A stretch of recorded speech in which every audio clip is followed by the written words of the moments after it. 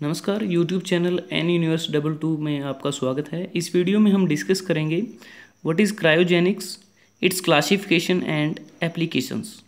Cryogenics basically ये दो Greek word से आया है, क्रायोस प्लस जेन्स। क्रायोस का मतलब होता है वेरी कोल्ड और फ्रीजिंग, जेन्स का मतलब है टू प्रोड्यूस। कि हम कह सकते हैं जो क्रायोजेनिक्स है इसका मीनिंग है कि बहुत ही ठंडी या बहुत ही लो टेम्परेचर पे कूलिंग को प्रोवाइड करना।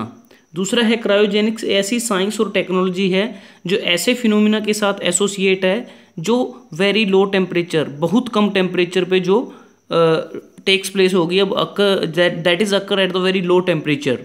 दूसरा क्रायोजेनिक्स अगर इंजीनियरिंग में बात करें, ये डिस्क्रिप्शन है ऐसे एप्लीकेशन और सिस्टम की जो ऑपरेट करता है एक टेम्परेचर रेंज के बीच में। वो टेम्परेचर रेंज होती है एब्सोल्यूट 0 से 123 केल्विन, मतलब कि -150 डिग्री सेल्सियस।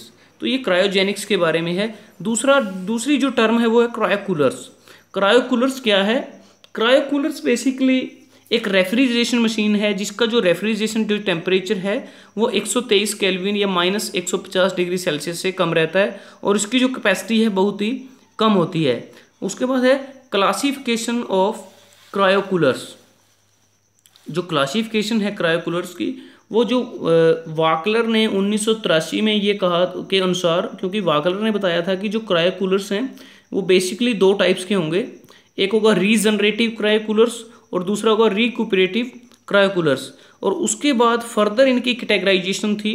एक तो जो रीजनरेटिव क्रायोकूलर है विद वाल्व के साथ है, दूसरा विदाउट वाल्व के साथ है। जो विद वाल्व है उसको गेफर्ड्स मैकमैन पल्स ट्यूब कहते हैं और जो विदाउट वाल्व है उसको स्टिरलिंग वेल्यूमियर्स प्लस ट्यूब कहते हैं। उसके बाद रिकुपरेटिव क्रायोकूलर्स की फर्दर कैटेगराइजेशन है, तीन टाइप्स हैं इसके। एक है जूल थॉमसन्स, दूसरा है ब्रेटन और तीसरा है क्लाउडे। तो ये वाल्कर ने बताया था कि 1983 में कि क्रायोकूलर्स की क्लासिफिकेशन किस टाइप से है। उसके बाद अगर हम बात करें कि इस क्रायोकूलर्स को कहाँ यूज़ करते हैं, इसकी एप्लीकेशंस क्या हैं, इसकी जो एप्लीकेशन थी उसको एनुमरेट किया था 1995 में रेडबर्ग ने। उसने बताया था कि जो क्रायोकूलर्स हैं उसका आप यूज़ कहाँ कहाँ कर सकते हैं। जनरली वैसे उसने बताया था कि अगर जो सेमीकंडक्टर्स हैं उनको कूल करने में कर सकते हैं, मिलिट्री के जो इक्विपमेंट्स हैं वहाँ यूज़ कर सकते हैं। तो अगर इसकी एप्लीकेशंस की बात करें, बहुत सारे फील्ड में इसकी एप्लीकेशंस हैं। सबसे पहले मैं बात करूँगा one by one. Military, environment, commercial, medical, transportation, energy, police and security, agriculture and biology. ये कुछ ऐसे सेक्टर हैं जहाँ पे आप क्रायोकूलर को यूज कर सकते हैं। अगर मैं मिलिट्री की बात करता हूँ तो मिलिट्री में क्या है कि जो गामा रे सेंसर्स आपके मॉनिटरिंग के लिए यूज़ करते हैं वहाँ पे क्रायोकूलर्स का यूज़ होता है। दूसरा, अगर न्यूक्लियर एक्टिविटी के लिए यूज़ होते हैं जो गामा रे सेंसर्स, वहाँ क्रायोकूलर का यूज़ होता है। दूसरा, अगर जो सेमीकंडक्टर जो मैग्नेट्स हैं जो माइन स्वीपिंग में यूज़ होते हैं वहाँ पे भी क्रायोकूलर का यूज़ होता है।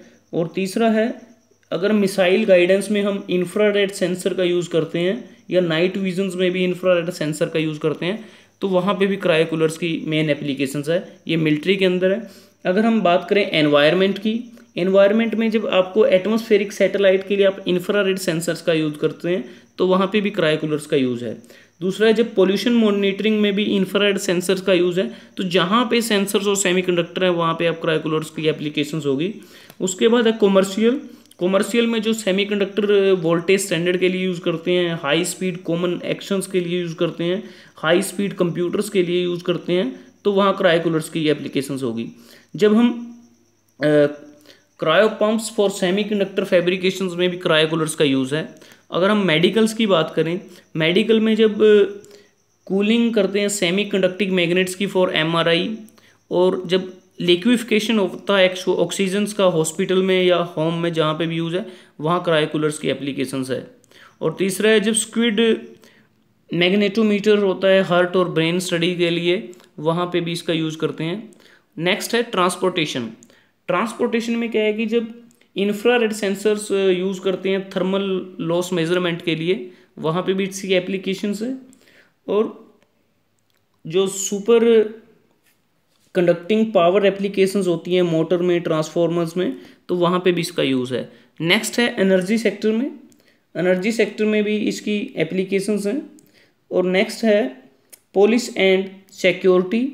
पुलिस और सिक्योरिटी में क्या, जब इंफ्रारेड सेंसर्स का यूज़ करते हैं नाइट सिक्योरिटी में, रेस्क्यू ऑपरेशंस में, तो वहाँ पे भी इनकी एप्लीकेशंस है। और लास्ट है हमारे पास एग्रीकल्चर एंड बायोलॉजी। जब हमें स्टोरेज करनी होती है बायोलॉजिकल सेल की और स्पेसिमेंस की, तो भी हम क्रायो कूलर्स का यूज़ कर सकते हैं। तो ये कुछ एप्लीकेशंस हैं अलग अलग फील्ड के अंदर क्रायो कूलर्स की। तो आज फ्रेंड्स हमने डिस्कस किया what is the meaning of cryogenics, cryo coolers क्या है, क्लासिफिकेशंस क्या है क्रायो कूलर्स की, और उसकी एप्लीकेशंस कहाँ कहाँ है। हमारी नेक्स्ट वीडियो में हम डिस्कस करेंगे GM plus tube, sterling plus tube में क्या डिफरेंस है।